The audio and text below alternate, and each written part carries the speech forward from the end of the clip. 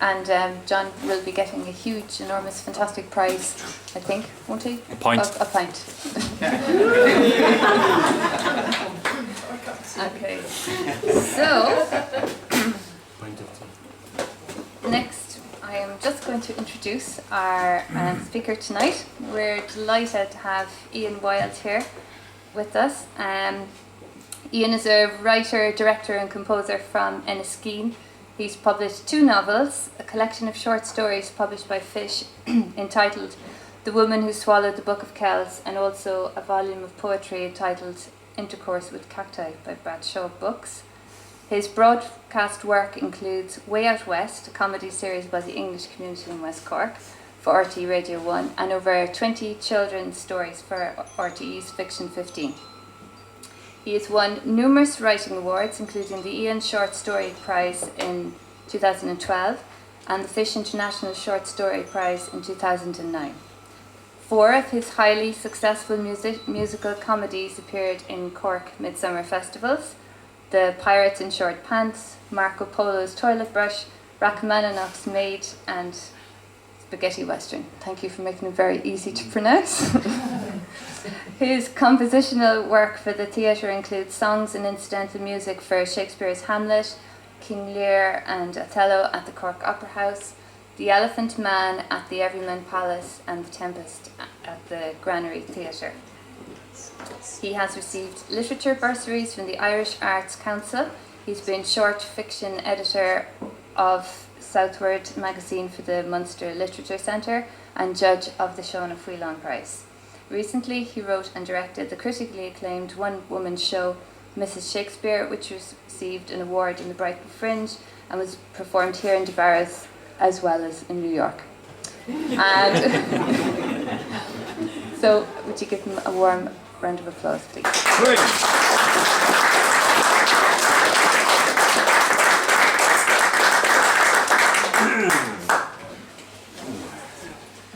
Hello everyone, thank you very much for having me here. pSoken Wrod.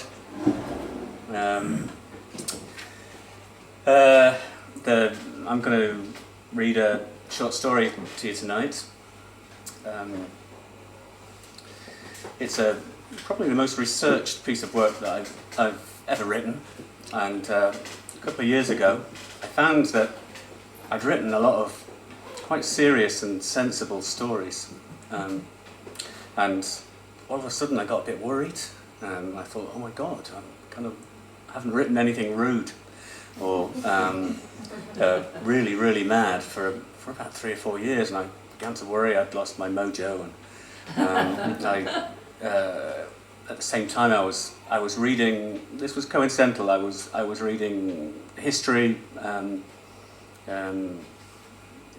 about Nelson, because I'd come across accidentally somewhere some mention about Emma Hamilton and Nelson, and I thought, actually, forget mine. I thought, I can't believe I've. Sorry, is that going to really? No.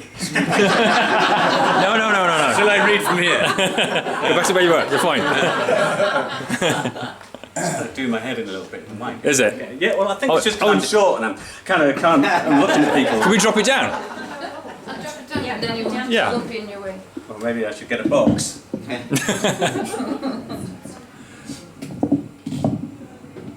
Very technical. Yeah.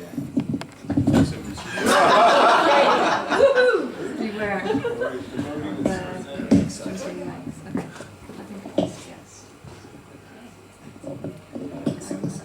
Or don't we just projecting? Yeah, no, it's fine. Okay. That's better. I can see you now. So anyway, there I was. I'd come across this bit of history somewhere. I don't even recall where now, about Nelson having an affair with Lady Hamilton, and I thought, wow, they never taught me that at school. You know, nobody mentioned that at all. That this great hero of Trafalgar had been bonking this woman on the side in this, you know, what kind of English social stratification is like. It's I thought, that's very interesting. I'll read a bit more about it. So I got a few books on Emma Hamilton, and I was really shocked by what.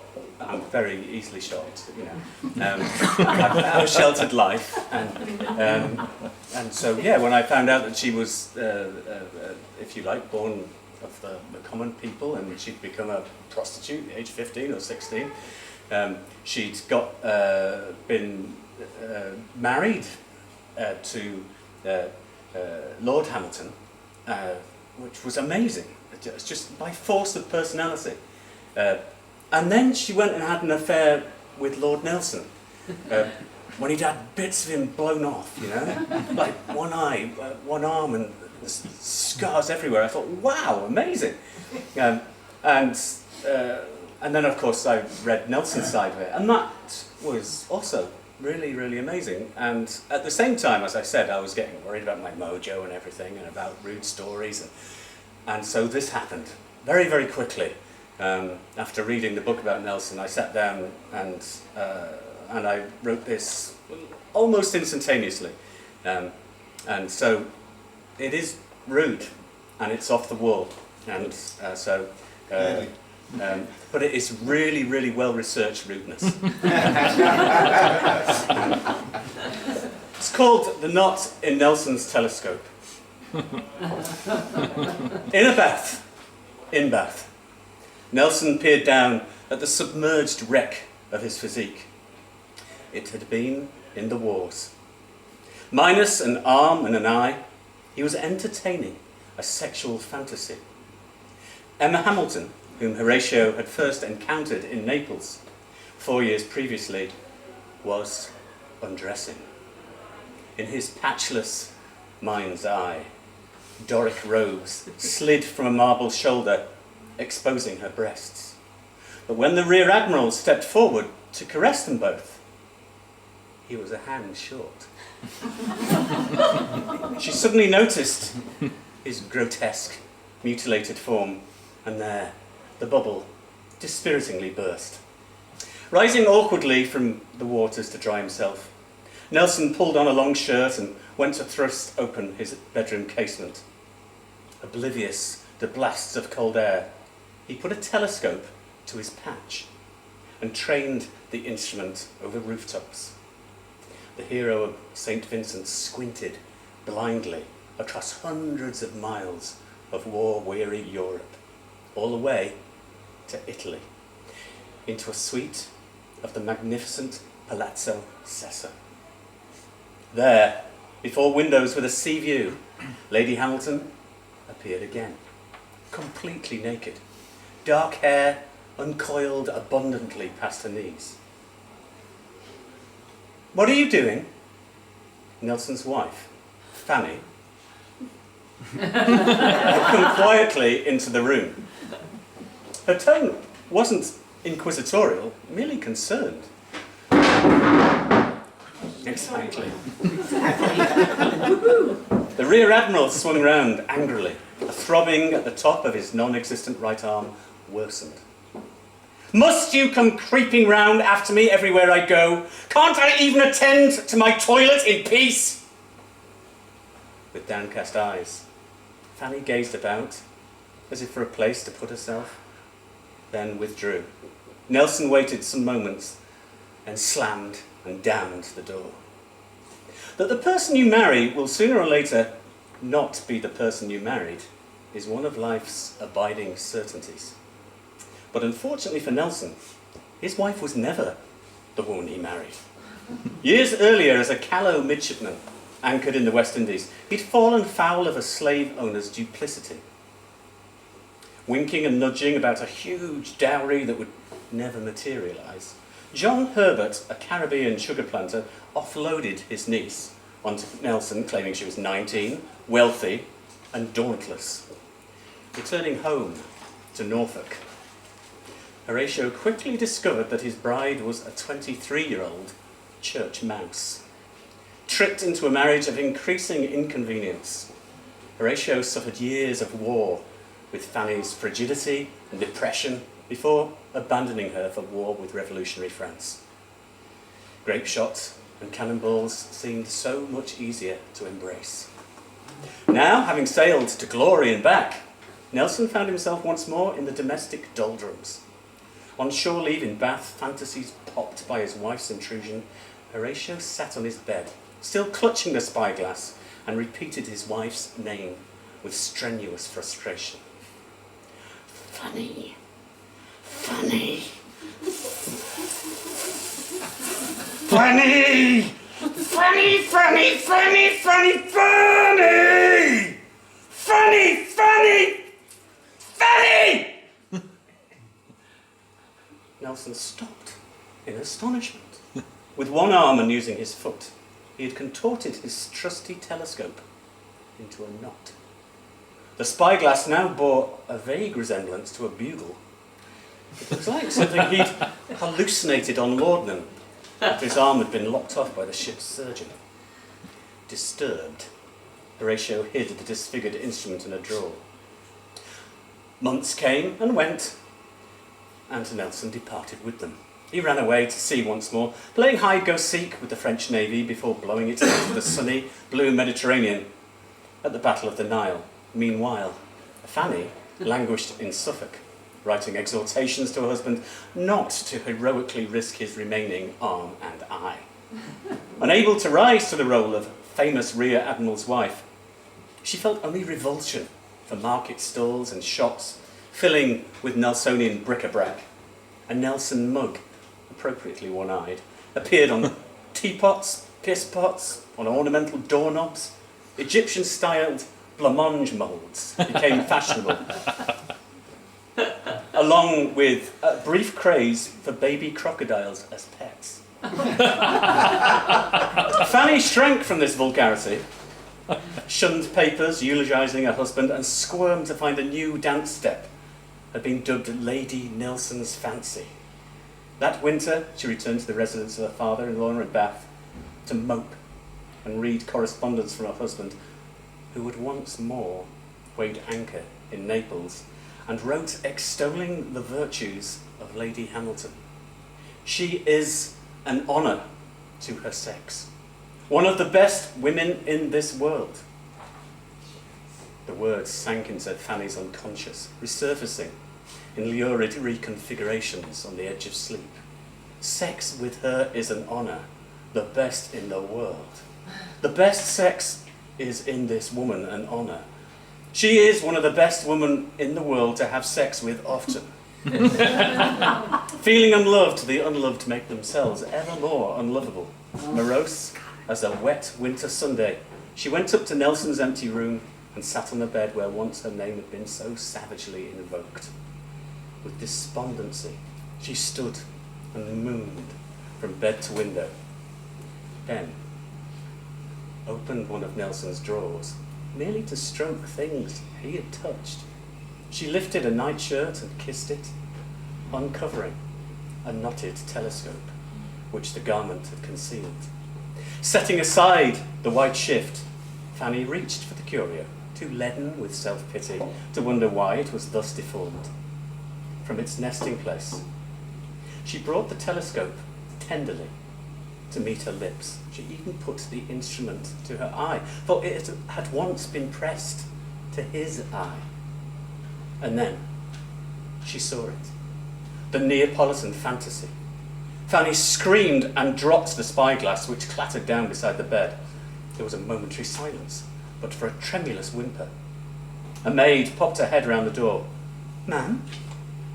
Fanny lifted her shocked gaze from the telescope at her feet. "I'm perfectly all right, thank you," she gulped, excessively discombobulated. The door closed. Fanny had seen her husband in an opulent apartment, tearing a tunic from some voluptuous sibyl, nakedly disrobed, all tumbling black tresses. The woman had laughed in abandonment. Now, the wife did not dare pick up the instrument, and yet also dared not to. She both feared what she might see and dreaded what she might miss. In such situations, voyeurism avowedly holds all the trumps. 4 aces and most of the kings and queens. Fanny raised the telescope to her eye a second time, and not to put too fine a point on it, saw her one-armed husband energetically rogering Lady Emma Hamilton.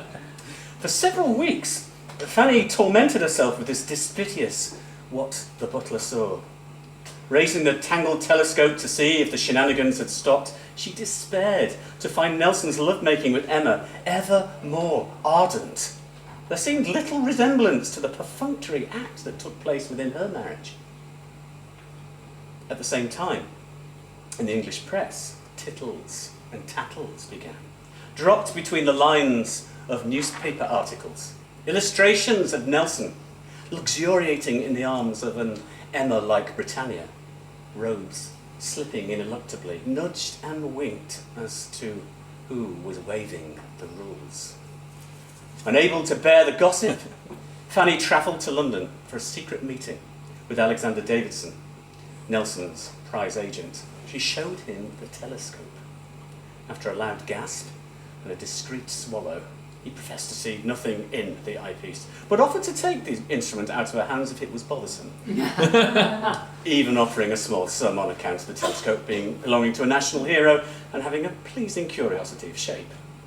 Fanny declined and requested he inform Nelson she was bound for Naples to stop the hanky-panky.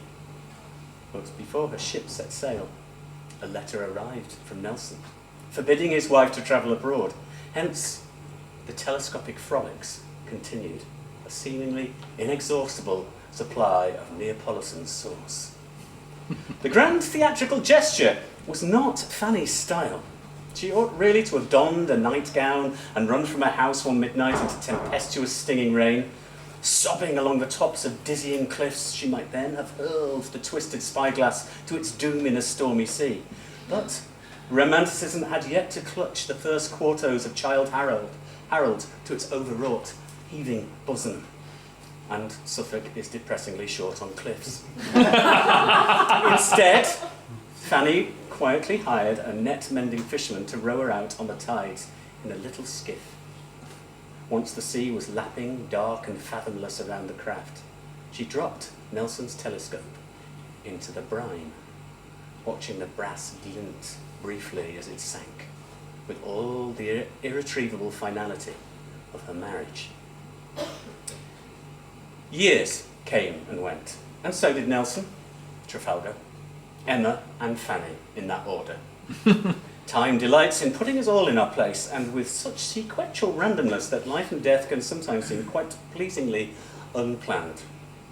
Hands on clock faces circled indefatigably around until a second millennium was reached, and more, by which time the French had ceased to perturb their neighbours across the Channel, many of which had become Francophile to an extent that would have sent John Bull exploding from his calfskin breeches in apoplexy, choking on mouthfuls of roast beef and gravy. The year was 2012, when somewhere off the coast of Suffolk, Nelson's priceless heirloom, blistered and barnacled, was discovered on the seabed by a scuba diving Corsican. Pierre was researching wave power viability for an eco company that would soon go bust and fail to pay him 2 months' salary. Investigating the seabed, our frogman, yes, no xenophobia here, swam across an elongated conch, all weed adorned, and turned it over. A puff of silt and sand clouded the brine. The masked Pierre bubbled in puzzlement before lifting the object and flippering up towards the dappled light on the ocean's surface. Treading water, he held aloft his find aloft for the boat's skipper, Hoskins, a descendant of the net-mending fisherman who'd rowed Fanny out in a skiff 2 centuries earlier. Depleted fish stocks and financial desperation had led Hoskins to offer his craft and services to the lowest of the low, deep-sea divers. He betrayed absolutely no interest in the barnacled telescope because he fancied it was evidence of a wreck and planned to return without Pierre and with sonic devices to claim any treasure for himself. So the eco-engineer repaired to shore and lodgings to sing sonorously in the shower. Afterwards, in a long mirror hung beside the bathroom door, Pierre smiled darkly and passed an appreciative hand over the hairy chest of his muscular physique. Angling his shaved head, thumb rasping on stubble, he suddenly noticed the reflection of a canvas bag on the floor. Oh yes, the telescope. Turning the convoluted instrument in examination, Pierre flaked away efflorescent scabs of rust. The brass fittings of the spyglass were stained sea green. Barnacles wouldn't budge. Smearing algae from the rounded glass at one end. The diver pressed eyepiece to eye and saw two crabs performing an elaborate interlocking dance in seawater. He giggled. What an amusing and delightful toy nature had fashioned. Due home the following day, Pierre resolved to catch a train and tube back immediately to surprise his wife with this aquatic exotic. She adored crabs. In seafood restaurants, she ate platefuls. Pierre only just made the last tube. Alone in a carriage, he thought of his English wife, married 4 years earlier.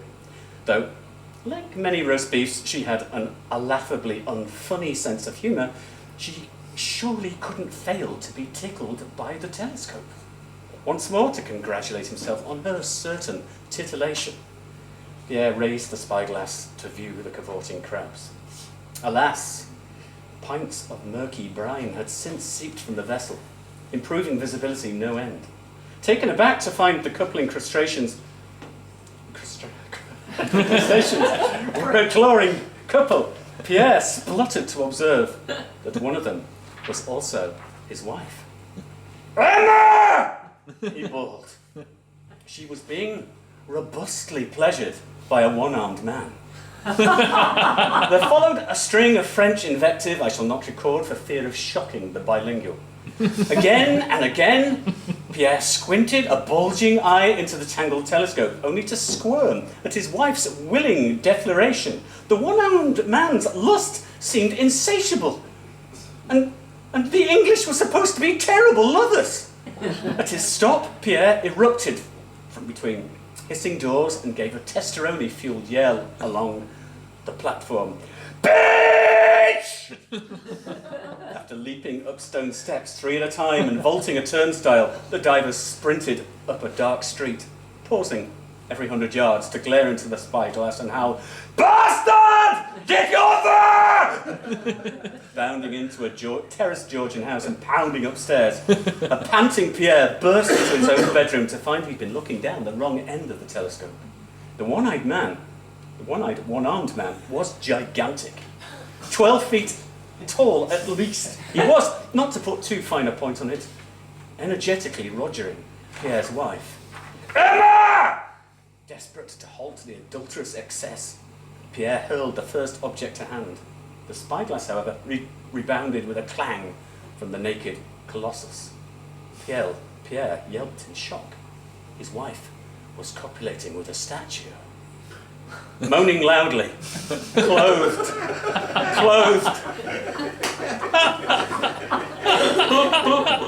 moaning loudly, clothed only in sweat, Emma had been too engrossed in stone love to notice Pierre's arrival.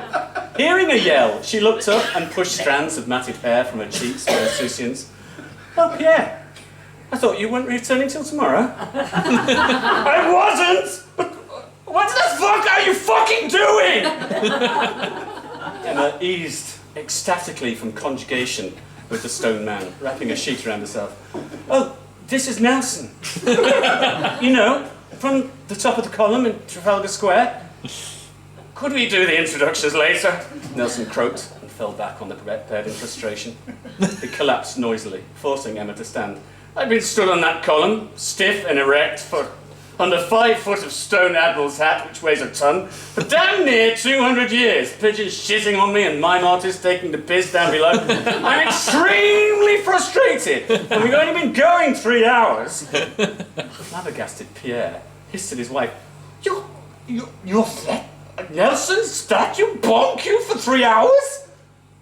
Emma shrugged appreciatively. "I thought it would be interesting. You can't be unfaithful with a statue. It's not a real person." "Anyhow," she snorted, "what about you and your affairs? You must have had 6 in 4 years." 3, Pierre protested. 3 is not half a dozen. 4 on this street alone. Well, so what? I'm French, Corsican, whatever. It's normal for a Frenchman to have affairs. At least the women were flesh and blood. Not. Pierre gazed from his wife to Nelson on the collapsed bed and back again. Sculptures! Can we have the arguments another time? Crooned the statue. I have to be back by daybreak. No! You bloody randy admiral or whatever you are. No more fornicating with my wife. Back to Trafalgar Square and of that column. Nelson's effigy raised itself on stone elbows. Damn it. Another couple of hours just for old time's sake. Pierre tried to hoist discarded stone breeches from the floor. Clothes on! He grunted. You leave now! The sprawled statue whimpered. Don't you understand? I've shinned down my column. Looked in a phone book for the nearest Emma after almost 200 years without my own. I can't just haul my clothes on, take a shower to wash the pigeon shit off, and go. I'm nowhere near satisfied. Pierre growled. No! No more sex, no shower, nothing. Do you, mon ami? The monument sat up with a one-eyed glare. Now listen, good sir, I know you're French and you've been cuckolded by an English statue, but there's no occasion to be impolite. With a roar, Pierre turned and leapt downstairs, noisily thudding. Ha! The statue smirked. The dastardly poltroon has turned tail. If you've beaten one Frenchman, and I've beaten lots. You've beaten them all. Now, my dearest Emma, where were we? Hand me that sheet, you won't be needing it. And if Monsieur returns, he can use it to surrender with. The door smashed open. Monsieur crossed the threshold carrying a sledgehammer. Out, or there'll be a rebel! Slow motion grace. The naked statue rose to its feet, head bumping the ceiling. Nelson peered at his adversary in disdain. Well, I don't know what England was expecting, but it certainly wasn't this. Emma fretfully tightened the sheet around her. Pierre, you can't attack a defenseless statue. Calm down. I am calm. The husband roared and dealt the statue a mighty blow to the heart. 1,000 tiny fissures appeared over Nelson's physique. His other arm dropped off, and both legs crumbled. The rest of him collapsed into the bed in an ignominious heap, the head fragmented into unrecognisable lumps. Ow! 2 disembodied lips whispered on the carpet. There was a horrified silence, then, Kiss me, Emma. The distraught wife knelt down, as if by a rockery, and obeyed. One eye, which had rolled alongside the telescope, peacefully closed. Emma glared up at her glaring husband. Brilliant. You've reduced England's most famous monument to crumbs. If it gets out your French, we'll be hounded from the country by baying mobs. Pierre snorted at sandstone fragments at his feet. You'd have thought Trafalgar would have taught him a lesson. No! Corsican set down the sledgehammer uneasily. There's a skip at the end of the road. Put him in a couple of sacks and dump the rocks there. No one will guess. Of course they will, Emma spoke witheringly. Nelson's statue goes missing. The person who hired the skip will find mysterious sacks full of broken statue. Some nosy old bag will inevitably see you dumping them at 1 a.m. Pierre looked worried. So what should we do? Glue him back together? Hurry up, croaked the statue's lips. 5 a.m. the glue was dry and the chinks polyfilled. Ah! Nelson staggered up, clutching his back. I think that ill-fitting bit of vertebrae which resembled a meteorite was actually my kneecap. No time to change things, grunted Pierre. To be honest, I think we glued a bit of arse to the back of your head. But you must climb back on your pedestal. Wearing a coat and breeches decorated with pigeon shit. A crazy paving Nelson hobbled from the room, downstairs and out into the night. Next morning, Pierre was moodily crunching toast on the sofa when Emma appeared, still in a dressing gown, holding a straightened telescope. She looked ashen. What's this?